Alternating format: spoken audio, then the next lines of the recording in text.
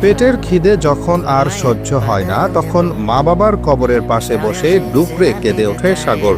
তার কান্নায় মিশে থাকে তীব্র যন্ত্রণা আর গভীর একাকিত্ব। মনে হয় যেন মাটির নিচে শুয়ে থাকা বাবা মাকেই সে তার কষ্টের কথা জানাচ্ছে। বলছে, আমার খুব খিদে পেয়েছে, তোমরা কোথায়? এই কবরই যেন তার শেষ আশ্রয়, পৃথিবীর বুকে একমাত্র কথা বলার আর নালিশ করার জায়গা। এই দৃশ্য যে কারো হৃদয়কে নাড়া দিয়ে যাবে। পাবনা জেলার ঈশ্বরদী উপজেলার কদমতলা গ্রামের 28 বছর বয়সী এক তরুণের নাম সাগর। জন্ম থেকেই সে ডাউন সিনড্রোমে আক্রান্ত, যাকে আমরা সহজ কথায় মানসিক প্রতিবন্ধী হিসেবে চিনি। একসময় তার পৃথিবীটা ছিল বাবা মায়ের ভালোবাসায় পরিপূর্ণ। বাবা সুরজ ব্যাপারী ছিলেন একজন সাধারণ কাঁচামাল ব্যবসায়ী।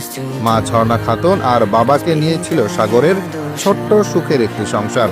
বাবা মায়ের আদরে তার কোনো কিছুর অভাব ছিল না। সারাদিন গ্রামের এদিক সেদিক ঘুরে বেড়াতো আর দিন শেষে মায়ের কাছে ফিরে আসতো। কিন্তু সেই সুখের দিনগুলো হঠাৎ করেই হারিয়ে যায়। প্রায় 10 বছর আগে তার বাবা